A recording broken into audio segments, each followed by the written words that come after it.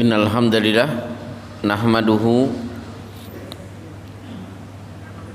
wa nasta'inuhu wa nastahdi wa natubu ilaihi asyhadu an la ilaha illallah wa asyhadu anna Muhammadan abduhu wa rasuluhu wa ba'du. Tinggal 2 hari lagi, hari ini dan besok. Semoga tambah olot karena di mana-mana Piala Dunia semakin kesana semakin rame. Ini kira-kira mau nambah tidak Pak ini? Baik, hari ini kita akan membahas berkenaan dengan zina.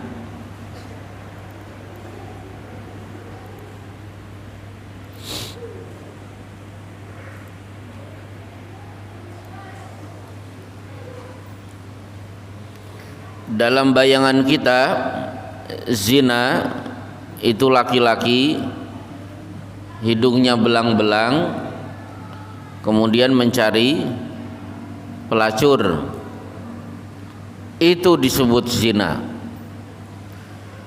Padahal kalau kita telusuri ayat hadis, ternyata zina memiliki variasi. Contohnya macam-macam.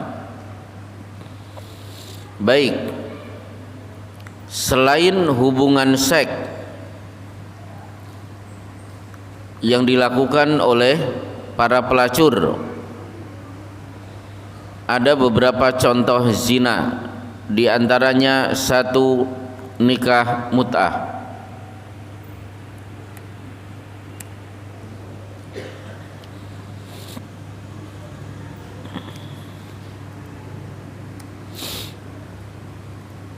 Mut'ah itu apa? Mut'ah itu bersenang-senang. Maka ad-dunya mataun, dunia itu tempat untuk bersenang-senang.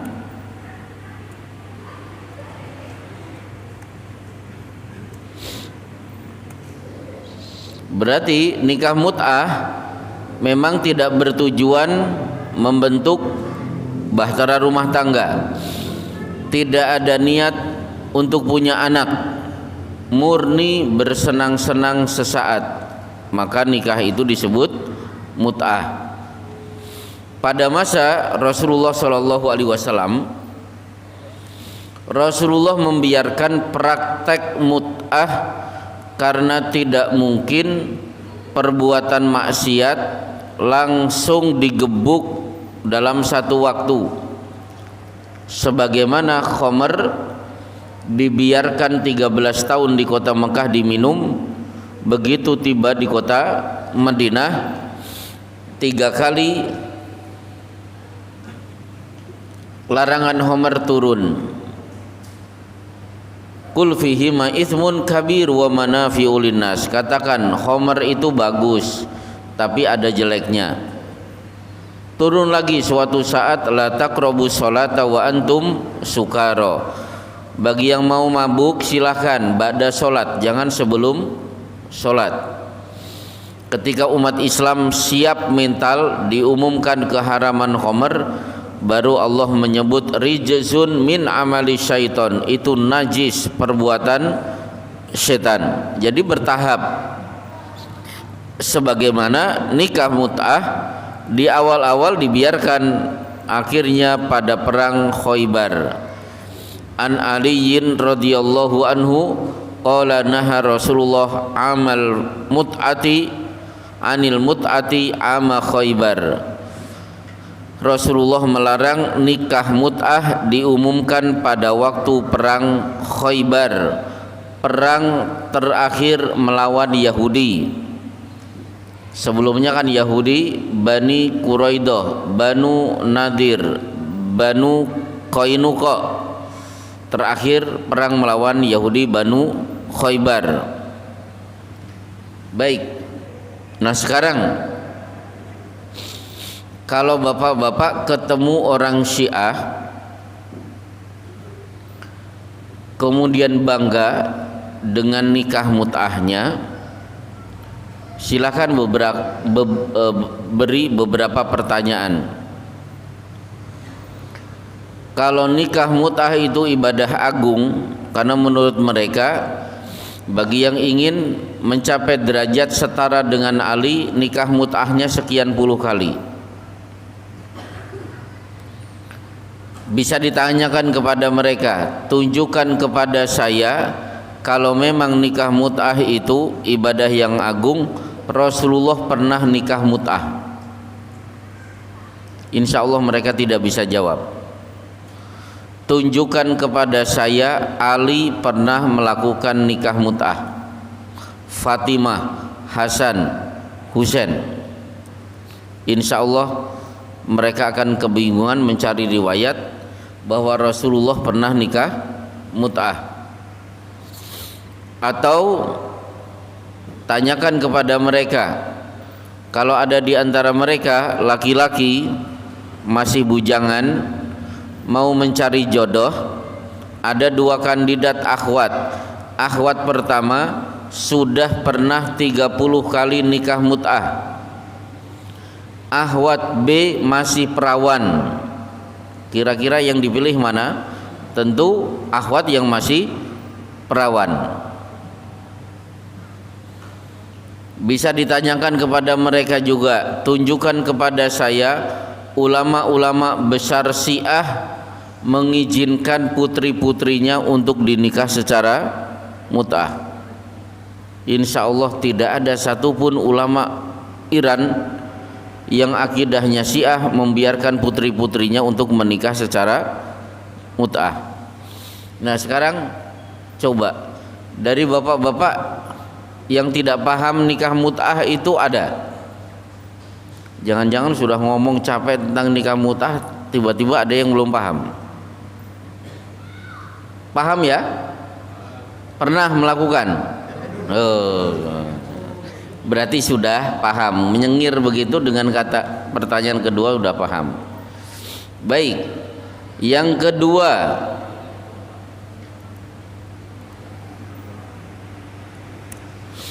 nikah saat berihram. Tolong tunjuk jari yang belum pernah berihram.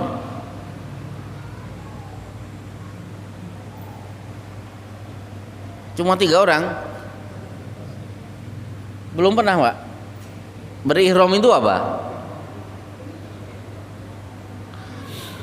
Berihram itu sudah mengenakan kain 2 helai, posisi ada di mikot, kemudian mengucapkan labbaika Allahumma umratan. Begitu kalimat ini diucapkan, yang bersangkutan sudah dinyatakan sebagai muhrim, orang yang berihram. Berarti tidak boleh cuci tangan pakai sabun, tidak boleh keramas pakai sampo, gosok gigi tidak boleh pakai odol, tidak boleh nyabut rambut, tidak boleh ngomong jorok dengan istrinya, dan mulutnya sudah mengucapkan labbaik Allahumma labbaik labbaik la syarika laka labbaik. Berkenaan dengan ihram atau sekarang umrah,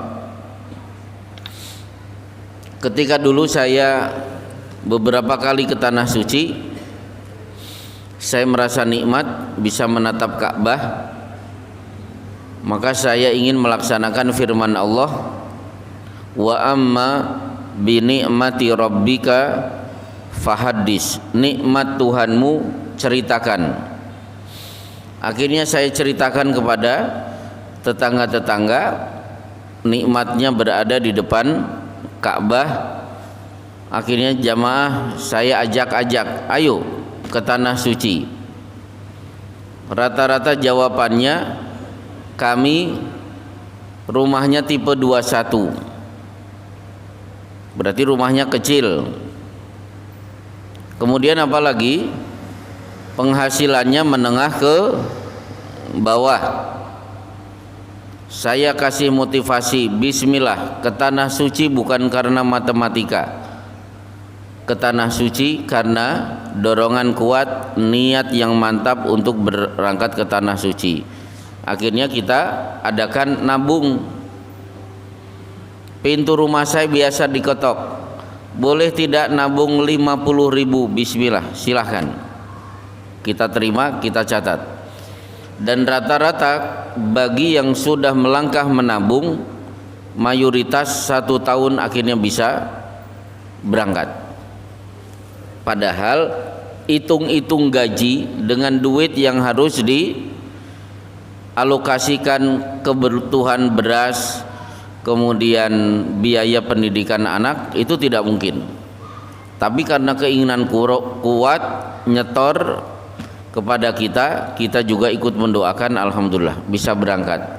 Maka biasanya kita setahun 2 kali berangkat umroh, diberangkatkan dari masjid, bus berangkat umroh rasa haji. Kira-kira pengen tidak Pak? Oh pengen. Kalau pengen ya tidak hanya sekedar pengen, melangkah. Dan lebih nyaman ketika berangkat umroh dengan pembimbing yang sudah dikenal. Itu lebih nyaman. Lebih hebat lagi berangkat umroh dengan sesama anggota majelis taklim. Wah, luar biasa. Dan saya tiap tahun membiayai istri saya untuk harus berangkat. Kenapa?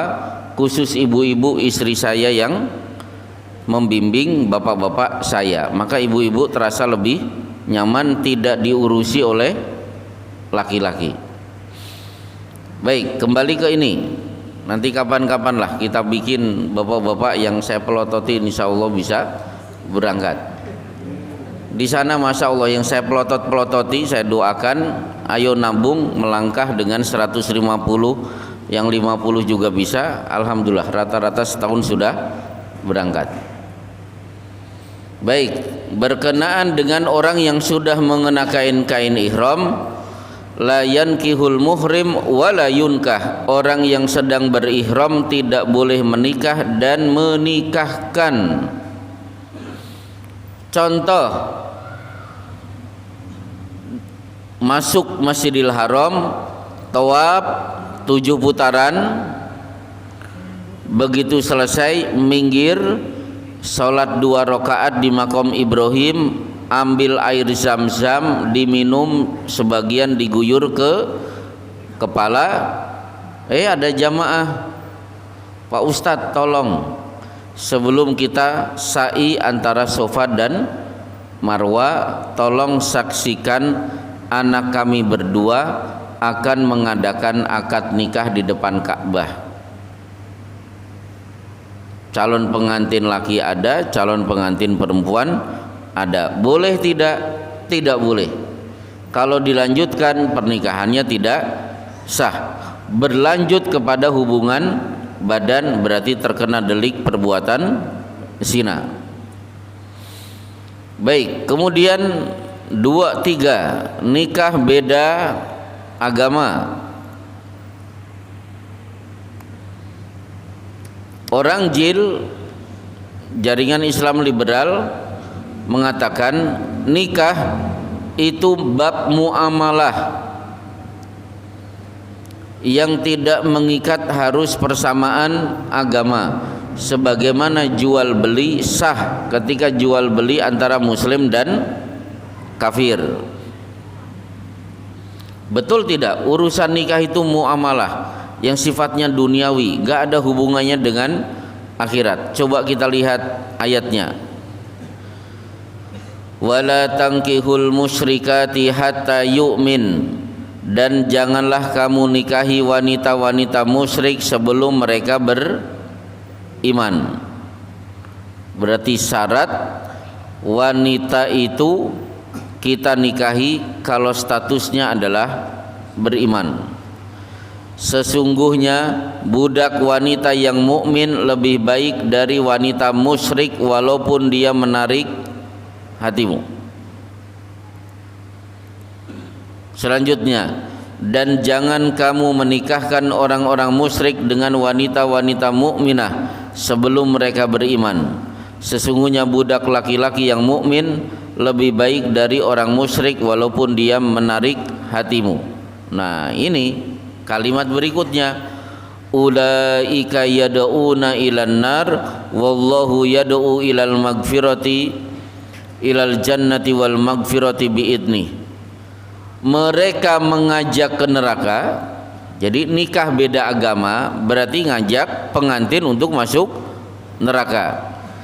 Nikah dengan sesama muslim berarti pasangan itu sedang diajak oleh Allah untuk masuk surga dan dapat ampunan.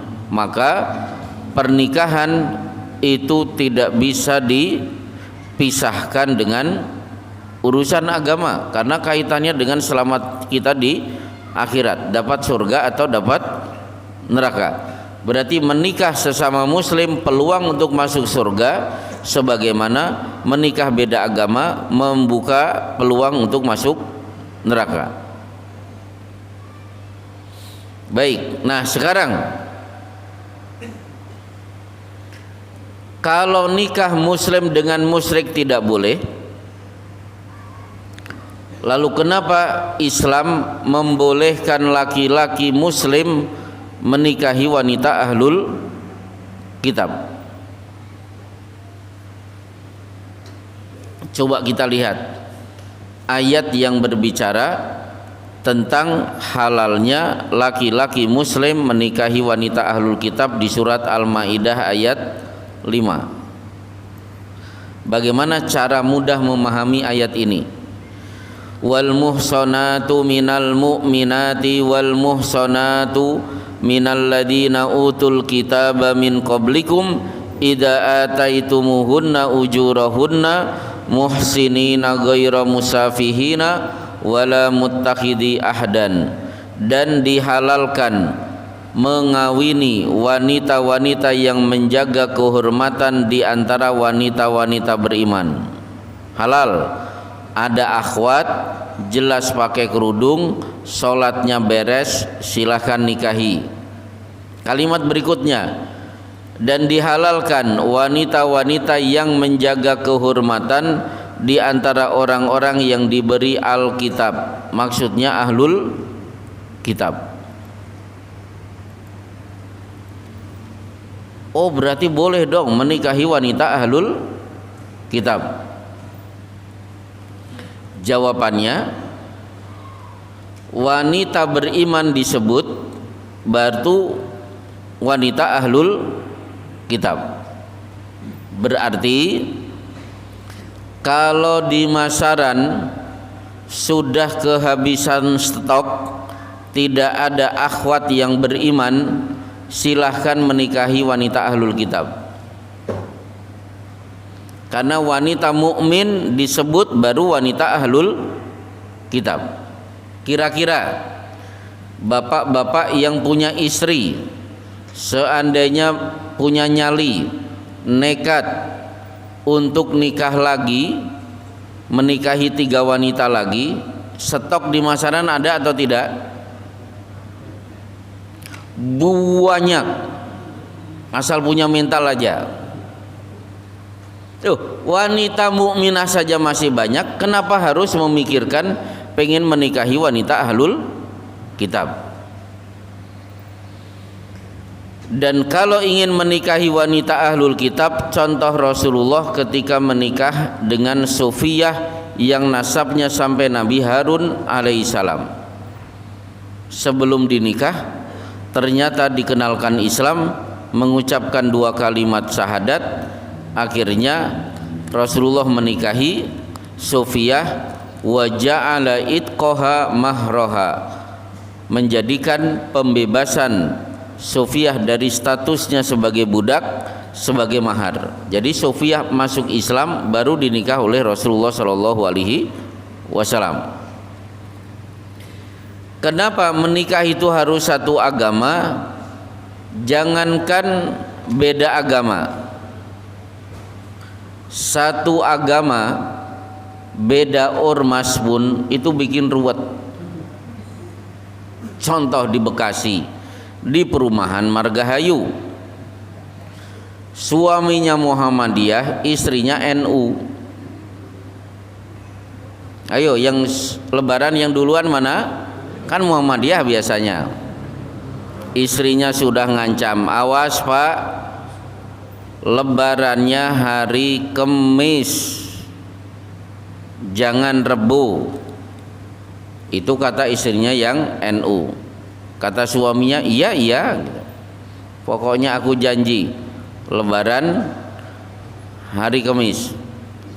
Begitu hari Rebu subuh, suaminya pakai baju olahraga, ngambil sepeda, ditanya istrinya mau kemana? Olahraga terakhir.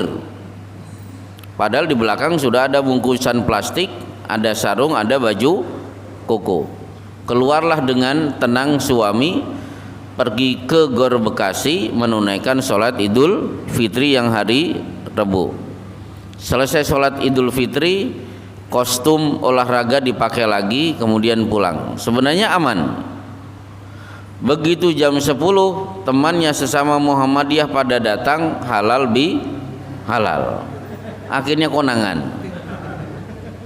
Jadi beda ormas itu bermasalah, apalagi beda agama. Ya, alhamdulillah. Baik, selesai. Kemudian berapa ini? 5. Berapa Bu? Oh tadi 3 ya. Tadi 3. Sekarang 4.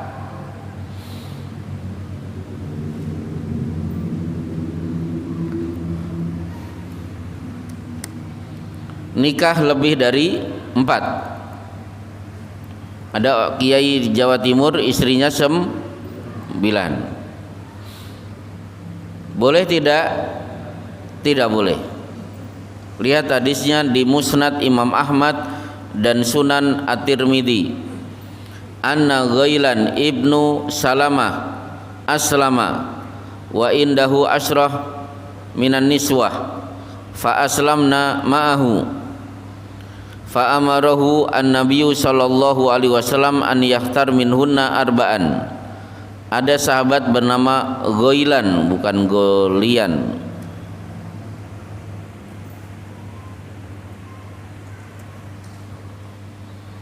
Ini sahabat sukses.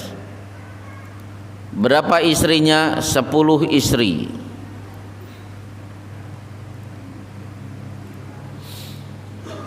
Dia masuk Islam, ternyata seluruh istrinya sama-sama masuk Islam. Apa kata Rasulullah? Rasulullah suruh memilih 4 orang. Yang lain berarti di-delete, didiskualifikasi, dilepas. Ini bukti menikah lebih dari 4 berarti perzinahan.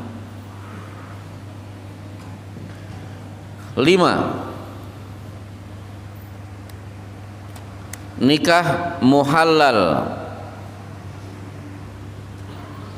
Tono dan Tini, suami istri, cekcok, keluar kata cerai. Suatu saat rujuk, balik lagi, ternyata cekcok lagi, keluar kata cerai. Cekcok lagi, setelah rujuk, keluar kalimat, aku ceraikan engkau. Berarti cerai sudah 3 kali. Berarti Tono kalau akan balik kepada Tini, 1, si Tini sudah dinikah laki-laki lain. 2, si Tini sudah mengadakan hubungan badan dengan suami yang kedua. Dengan hubungan badan yang sah, Tiga, si Tini sudah dicerai oleh suami kedua. Keempat, kalau masa iddah sudah selesai, baru boleh balik kepada Tono. Nah, nikah muhalal, Tono mencari si Iwan. Wan, nih saya kasih duit, tolong nikahi Tini ya. Nanti habis akad kira-kira setengah jam ceraikan, biar aku bisa kembali kepada Tini. Nah, kalau deal, maka pernikahannya disebut dengan nikah muhalal. Nekat berani melakukan berarti kena delik zina. Kenapa? La'anallahu Rasulullah sallallahu alaihi wasallam al-muhallila wal muhallalahu. Rasulullah melaknat muhallil dan muhallal lah. Jadi si Tono dan si Iwan dua-duanya sama-sama dilaknat oleh Rasulullah sallallahu alaihi wasallam. Kemudian 6, nikah dengan suami pertama sebelum sempat disetubuhi oleh suami kedua. Jadi kalau si Tini sudah cerai dari si Iwan, berarti suami kedua, pengen balik kepada si Tono, maka Pak Hakim akan bertanya, Mas Tono, sudah campur belum dengan si Tini sudah campur belum dengan si Iwan? Kok kamu pengen balik lagi? Ternyata si Tini ditanya, Tin, kamu sudah tidur bareng tidak dengan si Iwan? Belum. Berarti Pak Hakim mempersilahkan si Tini rujuk dengan si Iwan supaya bisa tidur bareng. Maksudnya tahu ya, tidur bareng, hubungan badan. Ternyata sudah cerai, balik lagi pengen dirujuk oleh si Tono. Pak Hakim tanya kepada si Tini, Tin, sudah tidur bareng sama si Iwan? Sudah. Sudah mengadakan hubungan badan? Sudah. Kapan? Sedang haid? Ya nggak bisa. Berarti dia tetap harus balik lagi kepada suami kedua sampai betul-betul sudah terjadi hubungan badan yang sah. Kalau tidak, pengen balik lagi, terkena delik zina. Kemudian 7, nikah tanpa wali. Awal-awal di Jakarta masih banyak pernikahan sesama anggota majelis taklim tanpa izin orang tua. Kan di sana ada beberapa pengajian. Ketika serial akidah sudah selesai, kemudian peserta diminta mengulangi baiat karena kemarin masih kafir. Berarti baiatnya harus diulang. Jadi menganggap siapa yang belum bergabung dengan kelompok ini, belum mengulangi syahadatnya, maka dianggap tetap kafir. Akhirnya ketika mereka menikah, si akhwat tidak izin bapaknya. Siapa yang menikahkan? Ustadznya. Kenapa bapaknya tidak diberitahu, bahkan tidak dipersilahkan untuk menjadi wali? Karena bapaknya belum berbaiat dan belum mengucapkan 2 kalimat syahadat sebagai pengulangan. Maka banyak kasus si Tono dan si Tini ketika menikah di Jakarta karena sesama anggota majelis taklim, ketika mudik sudah gendong anak. Bapaknya tanya, Tin, ini siapa? Anakku. Loh, kapan kamu nikah? 2 tahun yang lalu. Kenapa tidak ngomong bapak? Nah, karena bapak belum bersyahadat ulang, Islamnya belum dinyatakan sah. Maka yang bersangkutan berarti terkena delik zina.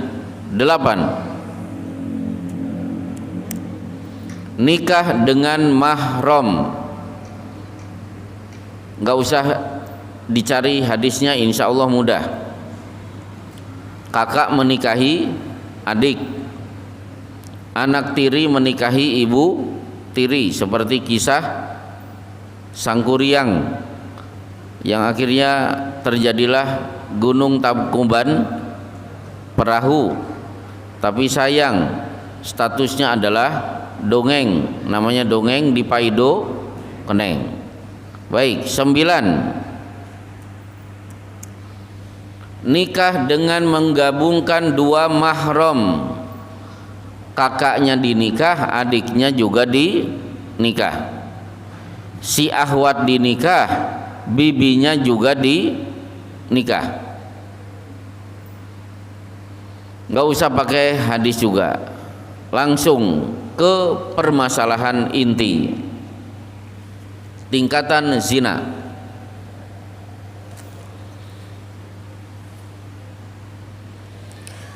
An Abdillahi qala qultu ya Rasulullah ayyu dzanbi a'damu qala an taj'ala lillahi niddan wa huwa khalaqaka thumma qala ayyun qala an taqtula waladaka khasyata an ya'kula ma'aka qala thumma ayyu qala an tuzani halilata jarika. Dosa yang besar itu apa? Di sini di ujung.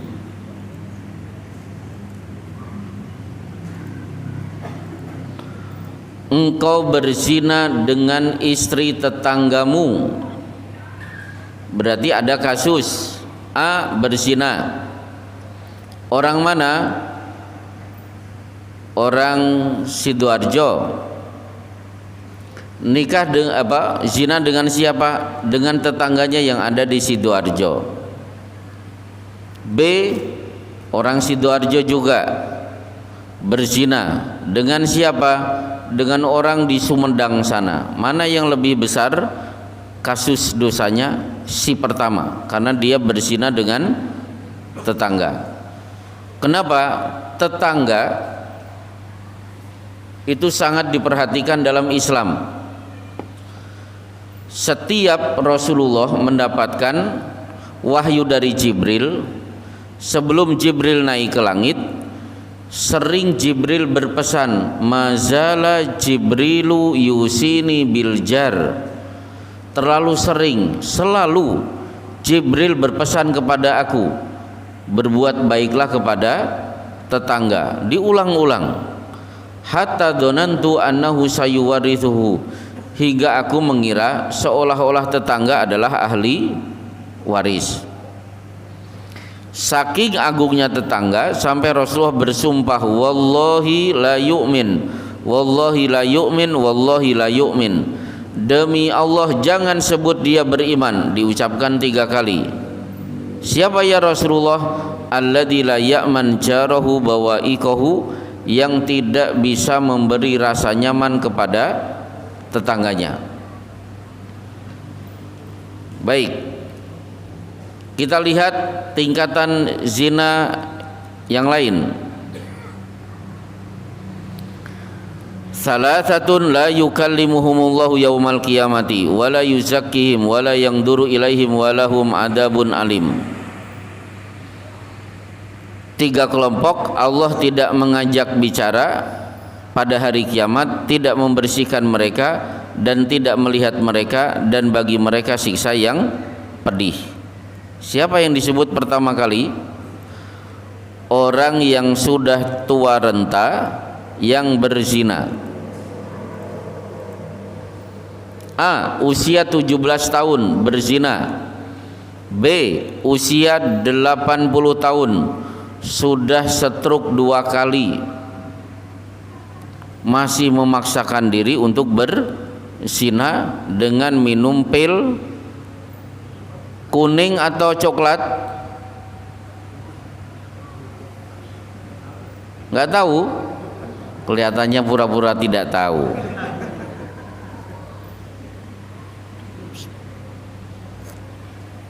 Nah, jadi pilnya warnanya seperti ini, tulisan ini.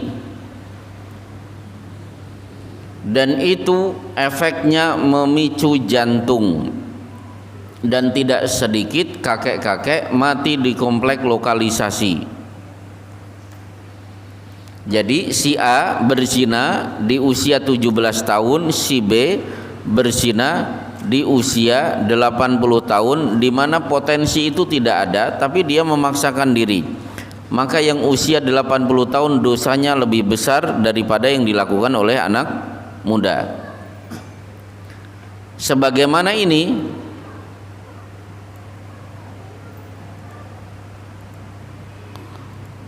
orang miskin yang sombong.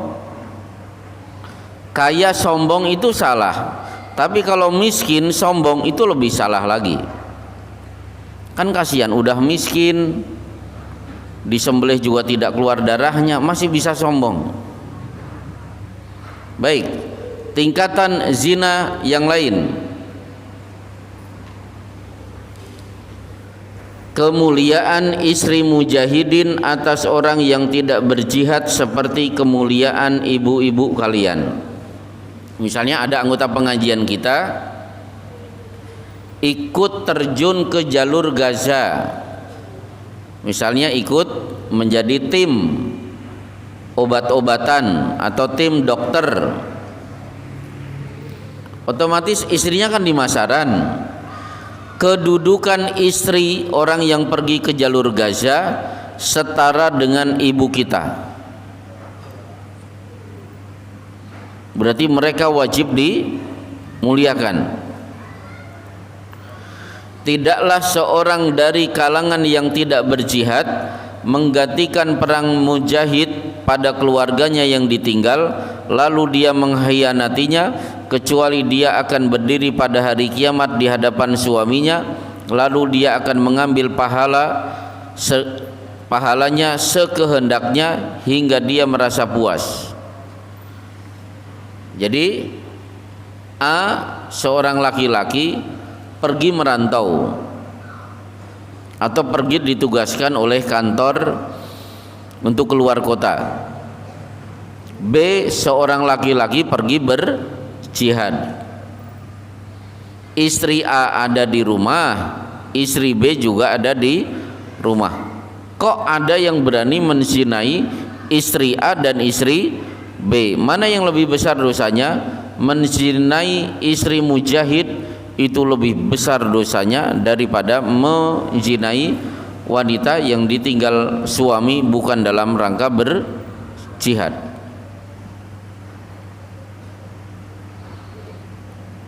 Baik, akhirnya berkenaan dengan zina dari sekian dalil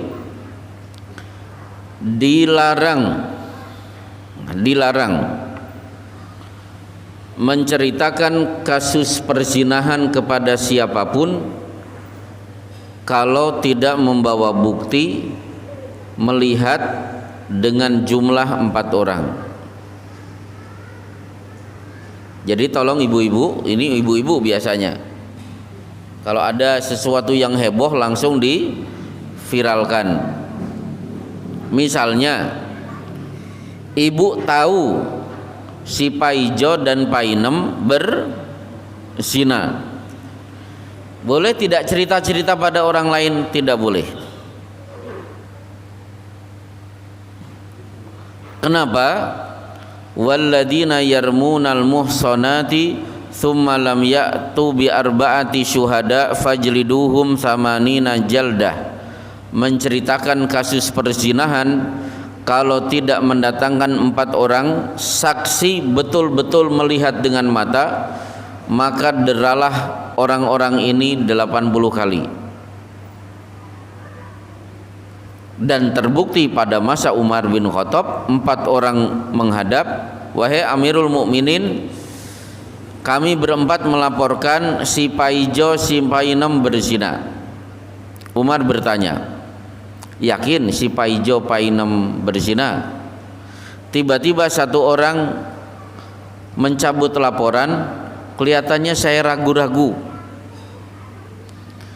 Yang 3 orang ditanya Umar bin Khattab, masih mantap melaporkan si Paijo dan Painem?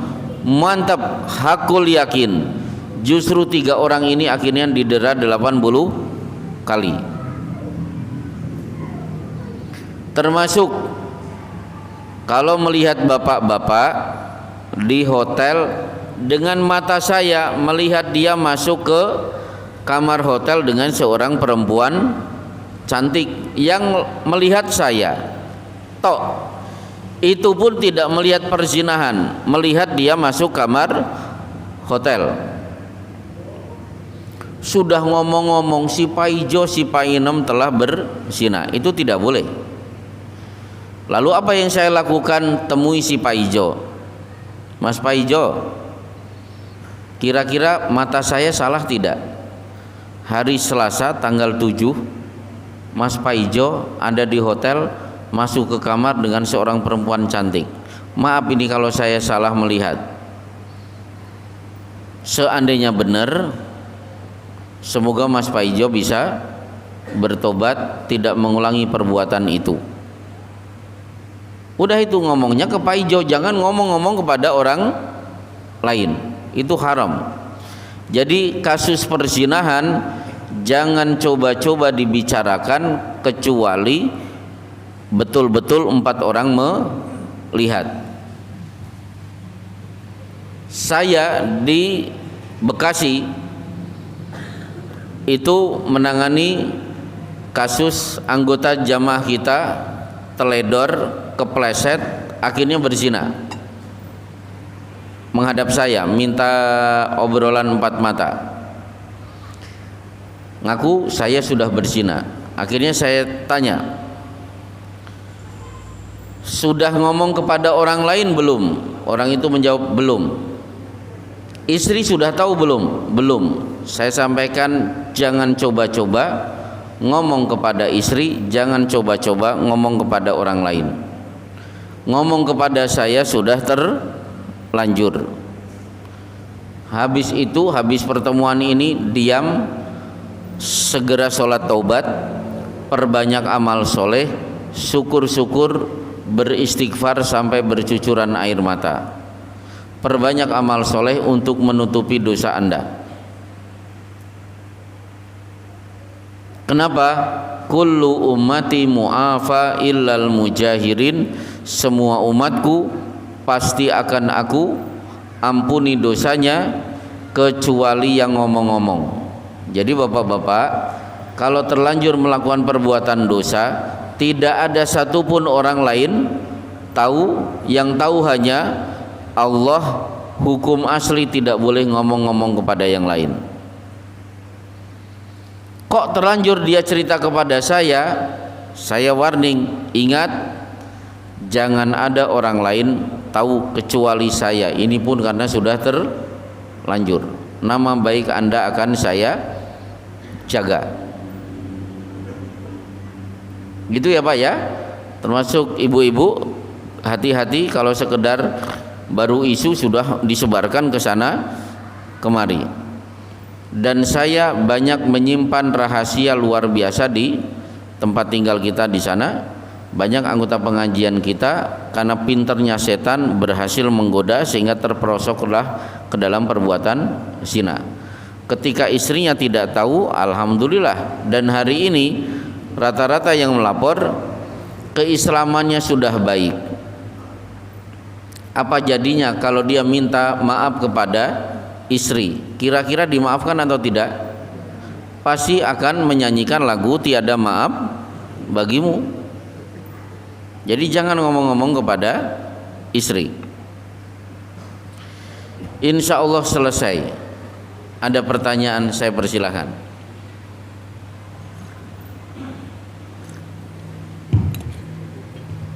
Yang bertanya berarti tidak pernah berzina. Nah, mana? Yang bertanya berarti tidak pernah berzina. Yang tidak bertanya berarti belum tentu berzina juga. Baik, silakan. Ya, terima kasih. Ya.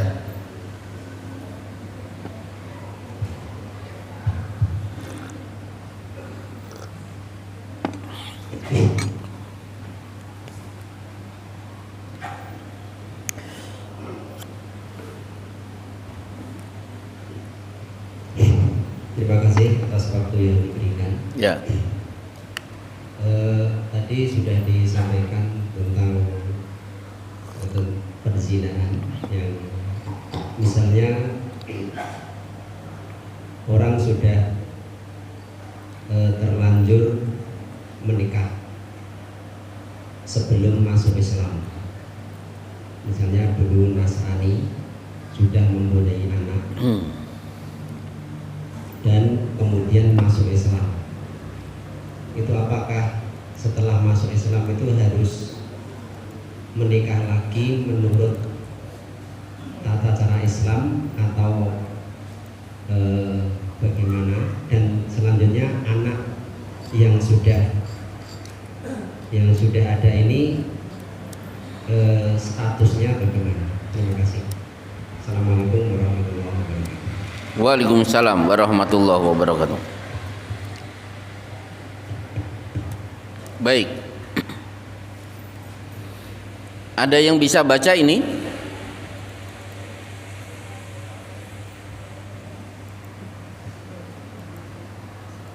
Pak Sis kelihatannya mau nyoba baca ini. Silakan. Ya.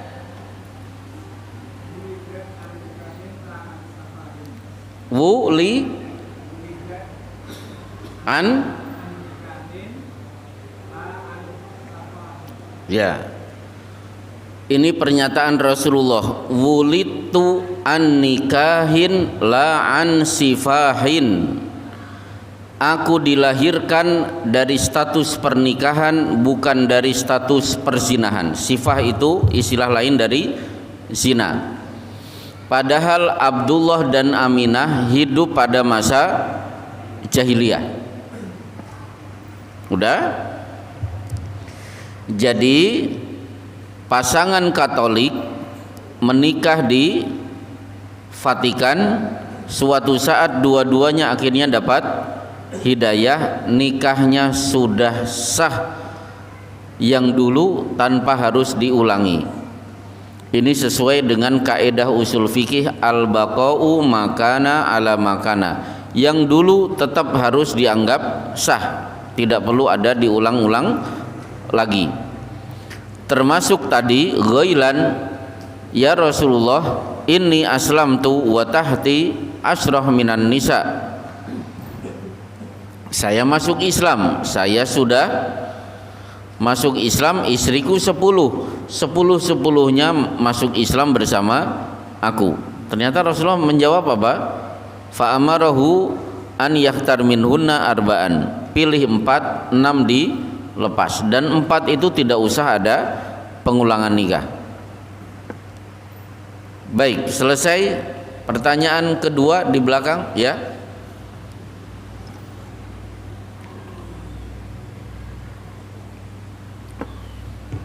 Status anaknya nanti, status anak yang sebelum masuk Islam itu apakah yang anak yang sah atau bagaimana? Oh, tetap sah, nikahnya sah.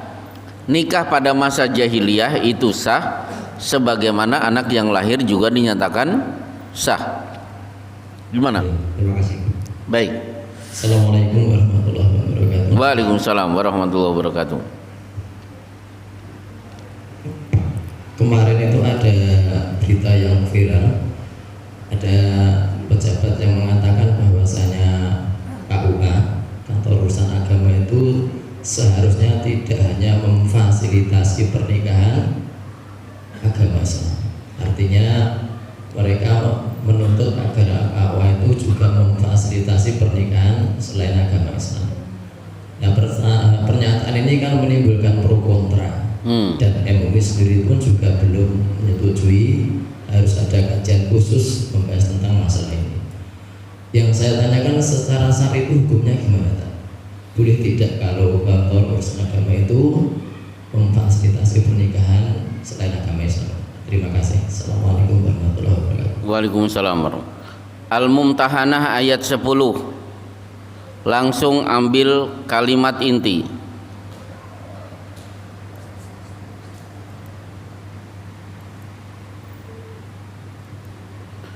Lahunna hillul lahum walahum yahilluna lahun.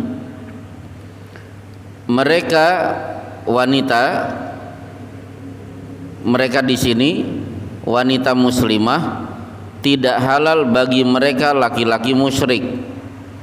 Walahum yahilluna lahun. Mereka laki-laki muslim juga tidak halal menikahi wanita musyrikah.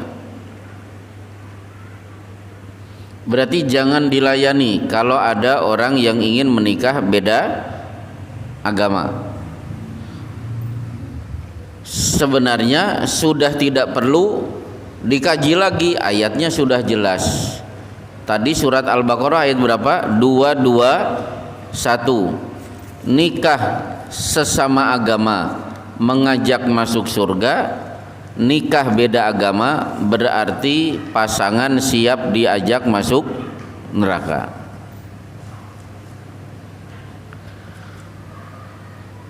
Ada pertanyaan, saya mempunyai hobi membaca, salah satunya novel. Apakah bisa disebut zina bila yang saya baca ada tulisan yang menjurus-jurus?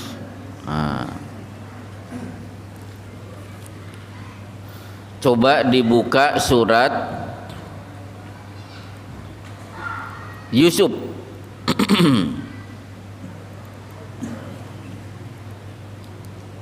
ayat 3 atau 4. Yusuf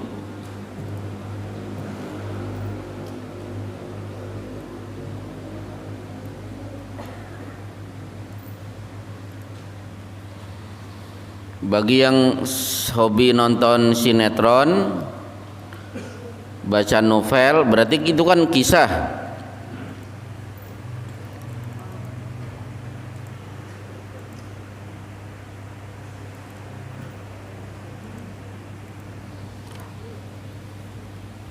Ayat berapa tadi? Ayat 3. Nahnu, kami, yaitu Allah. Nakusu, koso yakusu, kisotan, menyampaikan kisah, memberikan kisah-kisah. Alaika, kepadamu wahai Muhammad. Kisahnya apa? Ahsanal kososi, sebaik-baik kisah. Kapan kisah itu dianggap the best? Bima auhayna ilaika, kalau kisah itu sesuai dengan wahyu.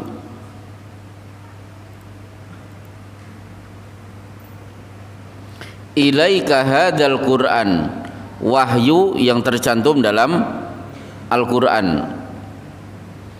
Wa in kunta min qablihi laminal ghafilin. Ghafil itu apa? Lalai, ghaflah, ghaflah. Maka orang main kartu disebut main gapleh, itu dari kata-kata ghaflah, melalaikan. Jadi bagi yang senang cerita, pastikan cerita itu apa? Ahsanal qasasi, sebaik-baik kisah. Dengan syarat apa? Bima auhayna ilaika, yang ada dalam wahyu. Berarti kisah Nabi, kisah Rasulullah, kisah para sahabat itu jauh lebih layak untuk dikonsumsi. Contoh misalnya,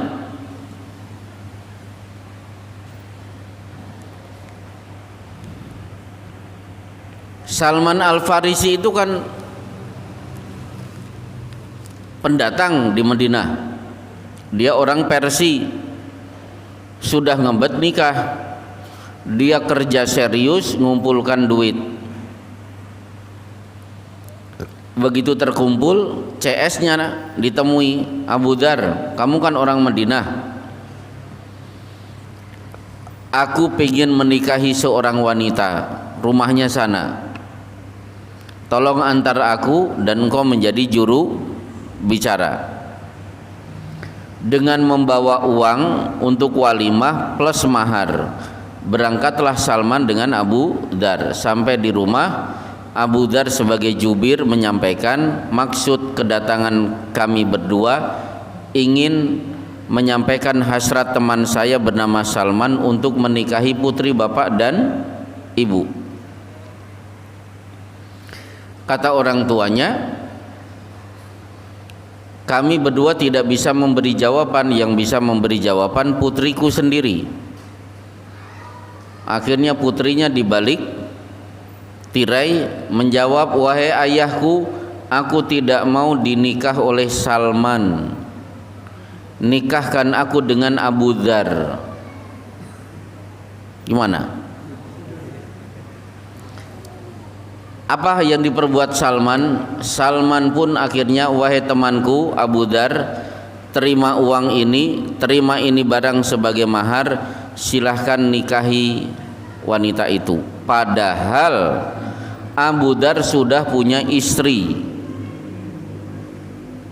Itu kalau disinetronkan, itu lebih hebat daripada apa sinetron bayi tertukar itu loh.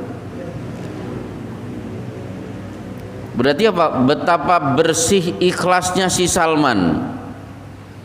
Kalau ini disodorkan oleh ibu-ibu, komentarnya apa? Tanaman makan pagar, sudah bukan pagar makan tanaman. Kisah-kisah seperti itu yang membuat orang bisa terharu itu sangat banyak.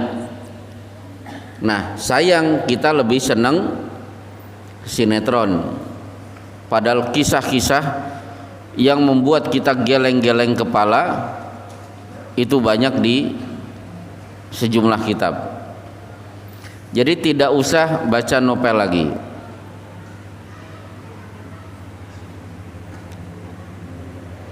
Saya punya pengajian 100 kali pertemuan membahas kisah Nabi Yusuf.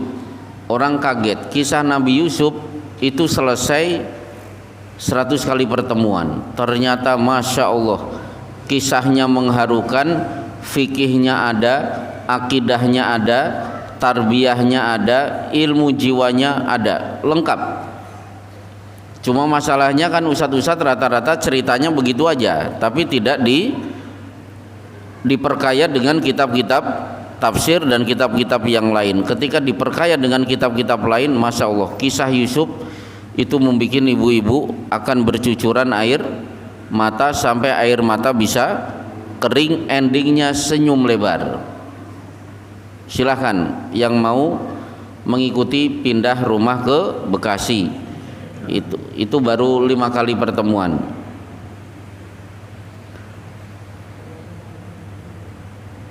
Bagaimana hukumnya sholat id di depan kita banyak sendal? Apa hubungannya sendal dengan sholat id? Gak ada hubungannya.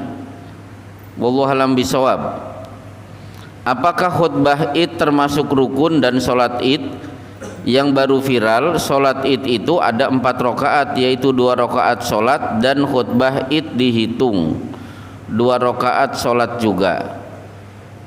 Gak ada hubungannya. Ini dibantah para ulama. Ini sudah 3 hari yang lalu sudah saya sampaikan.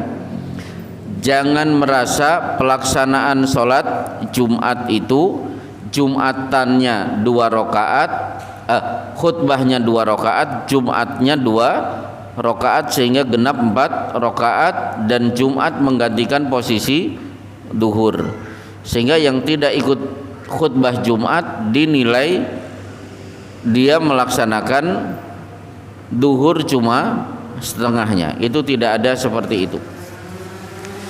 Baik, 1,5 pertanyaan lagi, silakan. Bisa mau tanya, untuk saya kasus suami istri yang dua-duanya kafir, dan salah satu masuk Islam itu apakah harus bercerai? Yang pertama, yang kedua, misalnya terjadi ketika sholat id tadi itu kita terlambat, jadi mungkin kita hanya dapat 1 rakaat, apakah kita cukup ya salam sama imam atau kita harus melanjutkan kesemuanya? Pokoknya man adraka rakaatan minas sholati faqad adraka sholat. Yang penting sempat ikut ruku, itu dianggap sudah ikut sholat bersama imam. Maka tolong mumpung belum terlanjur, besok-besok untuk sholat id jangan sampai telat. Udah gitu aja. Kalau dapatnya cuma 1 rakaat, Ya nggak masalah, nggak apa-apa. lanjutkan. Lanjutkan aja tambah 1 rakaat. Baik. Tadi apa pertanyaan pertama? Misalnya suami istri awalnya sama-sama Oh ya. dan salah satu masuk Islam. Dua-duanya muslim, tiba-tiba di tengah jalan ada yang murtad. Berarti pisah suami dalam kasus ini tidak bisa disebut talak tapi fashun. Bacanya fasakh. Bedakan talak dengan fasakh. Fasakh itu apa? Saya beri contoh. Tono dan Tini nikah. Baru akad nikah tiba-tiba ada yang datang. Tono dan Tini, kamu itu adik kakak yang terpisah lewat tsunami. Maka dua-duanya harus mengakhiri hubungan pernikahan dan berpisahnya keduanya tidak disebut talak tapi fasakh.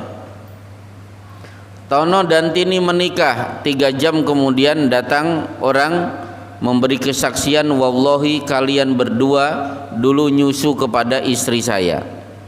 Berarti saudara sepersusuan. Pisah tidak disebut talak tapi fasakh. Termasuk Tono dan Tini muslim. Suatu saat si Tini masuk Kristen, maka Tono cukup sampai di sini, mari kita berpisah. Pisahnya disebut fasakh. Kalau talak, status pernikahan sah, kemudian sering terjadi cekcok, nampaknya tidak cocok kalau dilanjutkan, pisahnya disebut talak. Sama-sama pisah, satu disebut fasakh, yang kedua disebut talak. Berarti yang ditanyakan, suami istri harus menfasakh status pernikahannya. Nah sekarang kok tiba-tiba si Tini balik lagi ke Islam? Bagaimana? Ada 2 kasus. Seorang laki-laki datang,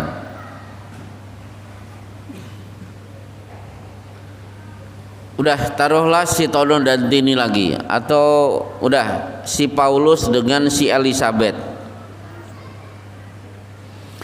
Ketika datang Rasulullah, si Elizabeth bersahadat, si Paulus diajak masuk Islam tidak mau. Berpisahlah si Paulus dan Elizabeth. Akhirnya Elizabeth sudah nikah dengan Mas Mahmud. Suatu saat si Paulus dapat hidayah, akhirnya masuk Islam. Si Paulus datang, ya Rasulullah, inni aslamtu wa alimat zaujati bi islami. Saya sudah masuk Islam, mantan istriku tahu kalau saya sudah masuk Islam. Fa amara Rasulullah sallallahu alaihi wasallam an yantazi'aha min zaujiha atsani ila zaujiha al-awwal. Rasulullah memberi instruksi, Elizabeth pisah kamu dari Mahmud, balik lagi kepada si Paulus. Gitu ya. Jadi yang kafir kemudian akhirnya masuk Islam, dia bisa menggugat, istriku, mantan istriku, kamu balik kepadaku, kamu harus cerai dengan suamimu yang kedua. Itu satu kasus. Kasus yang lain justru dialami oleh Rasulullah ketika punya anak namanya Zainab, nikah dengan Abu As sebelum Muhammad diangkat menjadi Rasul. Begitu diangkat Rasul, anak menantu dipanggil, ayo masuk Islam. Zainab langsung bersahadat. Suaminya berarti menantu Rasulullah, Abu As, tidak mau. Kata Rasulullah, cukup sampai di sini. Zainab ikut Rasulullah hijrah ke Madinah. 6 tahun kemudian Abu As dapat hidayah, lari ke Madinah. Radda Rasulullah sallallahu alaihi wasallam Zainab ala Abil As walam yuhdits nikahan. Rasulullah kembali mempertemukan Abul As dengan Zainab tanpa ada pengulangan pernikahan. Setengah pertanyaan lagi. Ya. Kayak yang zina tadi. Ya. Saksinya kan 4 semua. 4.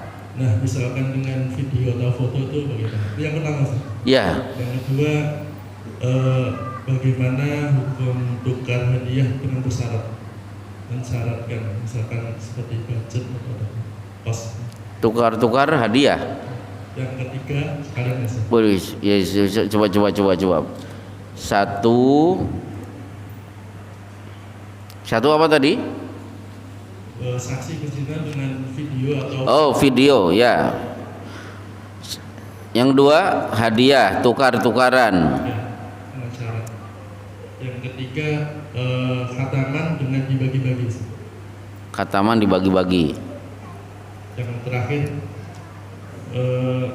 terkait dengan kisahnya Abu Dzar dan Salman tadi.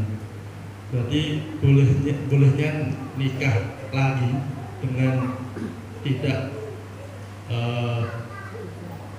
Izin istri. Oh, izin istri.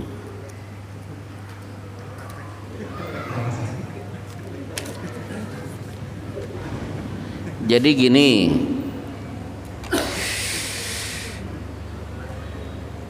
tuduhan zina lewat video tidak sah. Maka kasus Ariel, kalau ini negara Islam, Ariel tidak bisa dikenakan pasal rajam karena bukti yang ada di sidang adalah video. Jadi kenapa? Karena rajam itu hukumannya mengerikan, dilempar batu sampai mati. Tapi Islam tidak begitu mudah menyeret orang untuk dirajam. Jadi syarat dirajam itu harus betul-betul terpenuhi 4 orang yang melihat dengan matanya. Itu satu, video tidak bisa dijadikan delik. Ada juga kasus Tono dan Tini. Tono impoten, si Tini akhirnya berzina dengan Paijo. Sukses, akhirnya Tini hamil, lahirlah anak, dinasabkan kepada siapa si anak? Al-waladu lil firas, anak tetap dinasabkan kepada suami yang sah. Berarti binnya siapa? Bin Tono, bukan bin Paijo. Loh, ini teknologi tes DNA, hasil mengatakan bahwa ini hubungan antara Paijo dengan si Tini. Tidak peduli, Islam mengatakan yang penting al-waladu lil firas, anak dinasabkan kepada suami yang sah. Jadi ada beberapa teknologi yang ditolak dalam Islam. Ini dulu izin istri. Nikah lagi tanpa izin istri. Bagi yang mau poligami, tolong usahakan poligaminya poligami yang sehat. Ada anggota pengajian setelah poligami sering datang, sering curhat. Istri pertama, istri kedua sering tengkar.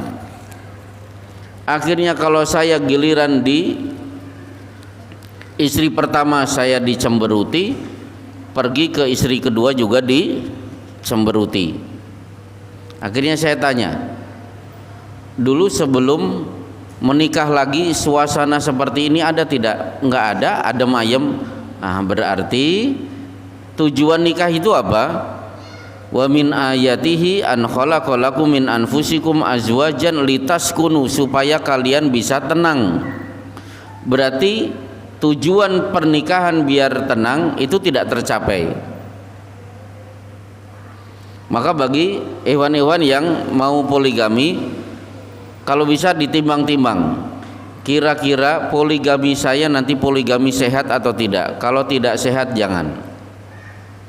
Kalau sehat bagus. Seperti ada anggota pengajian kita punya istri lagi, ternyata istri pertama, istri kedua kalau datang ke pengajian boncengan bareng. Itu kan keren itu. Lah kalau ini sering tengkar. Perlu izin tidak kepada istri? Kalau izin insya Allah tidak akan diizinkan.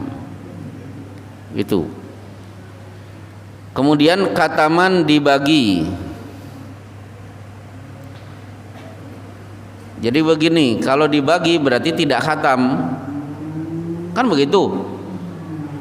Kamu 3 juz, 1 sampai juz 3, saya juz 4 sampai 6. Bacanya di rumah masing-masing. Dianggap khatam tidak dianggap khatam. Kalau boleh silahkan, nggak masalah. Baik, kemudian justru kalau dianggap khatam begini, A dan B.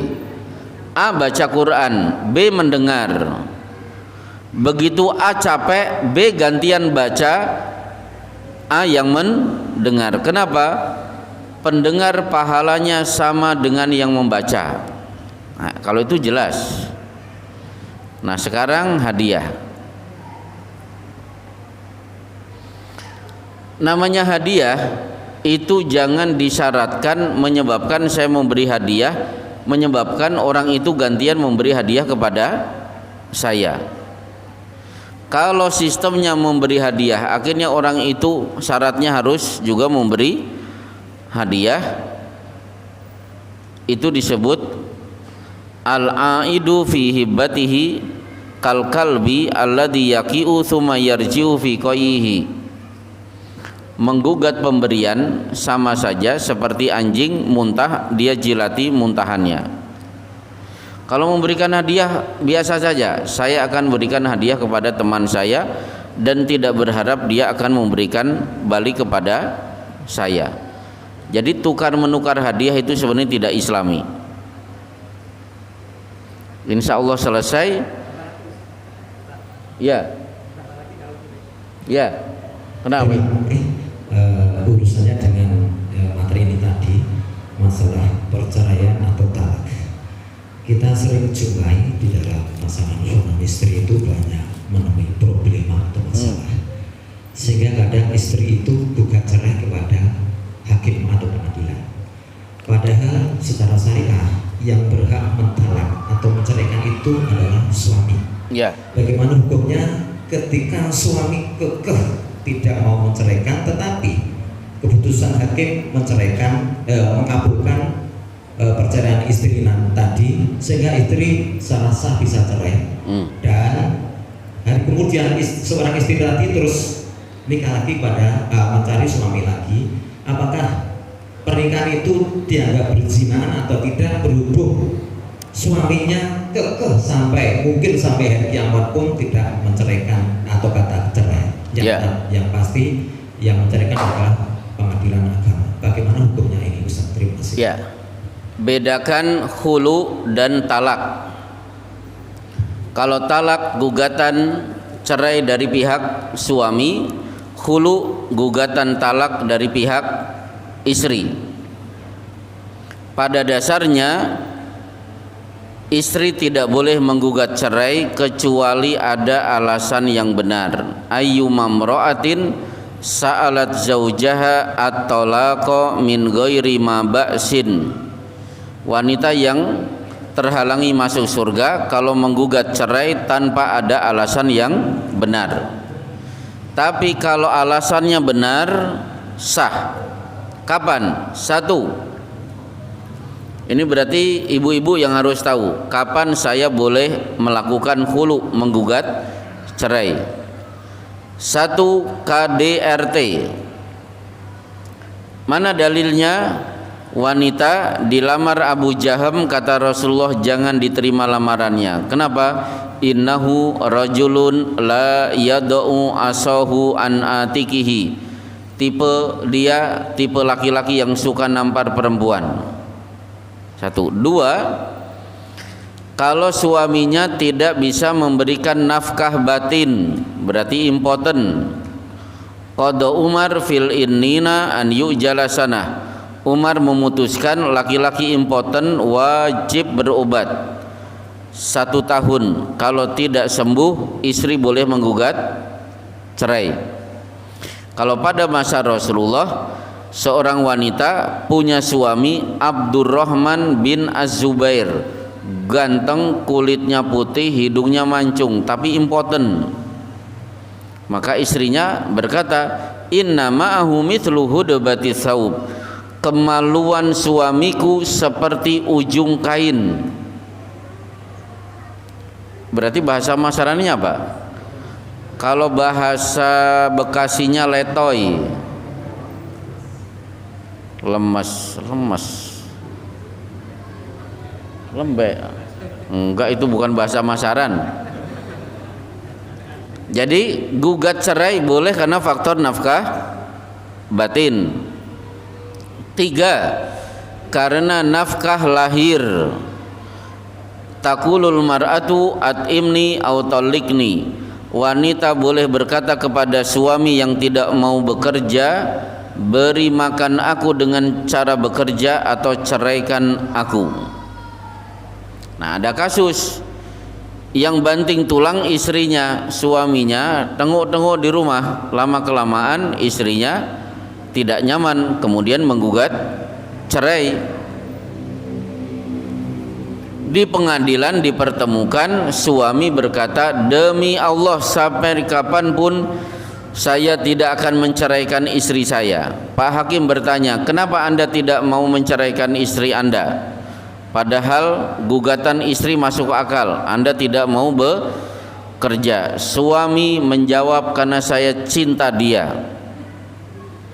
Apa kata Pak Hakim? Istri tidak mungkin diberi sarapan cinta, nggak mungkin. Sarapannya Pak, nasi plus sambal tumpang, itu yang benar. Akhirnya apa? Gugatan cerainya dikabulkan meskipun suaminya teriak-teriak sampai mati, sampai kiamat aku tidak menceraikan dia. Nah, talak seperti ini disebut talak ijbar. Talak sepihak yang memutuskan hakim karena suaminya tidak mau menceraikan istrinya. Dengan alasan yang jelas, Pak Hakim mengabulkan, ketuk palu, saya sebagai hakim mengabulkan gugatan. Hari ini sudah dinyatakan bukan pasangan suami istri. Insya Allah cukup. Besok tinggal sekali lagi. Semoga energi bapak-bapak masih full bisa datang. Kemudian tentu pelaksanaan sholat id tanggal 1 Syawal, saya mengundang bapak-bapak untuk sholat id di lapangan Masaran. Saya sudah siapkan khutbah Idul Fitrinya. Untuk besok saya merangkum 6 khutbah Idul Fitri saya selama saya khutbah di lapangan Masaran. Makanya nanti bagi yang selalu ikut ke Masaran, itu pasti bapak-bapak, loh ini kan yang disampaikan tahun 2018 yang alinea pertama, loh alinea kedua kan yang sudah disampaikan tahun 2009. Nah, jadi yang tahu begitu berarti selama ini mengikuti khutbah saya. Jadi saya saya sambung-sambungkan, akhirnya banyak kecocokan sehingga materi 6 kali khutbah id saya rangkum untuk khutbah id besok insyaallah. Cukup. Wassallallahu ala Muhammad wa ala alihi wa sahbihi wasallim. Subhanaka Allahumma wa bihamdika asyhadu an la ilaha illa anta astaghfiruka wa atubu ilaik.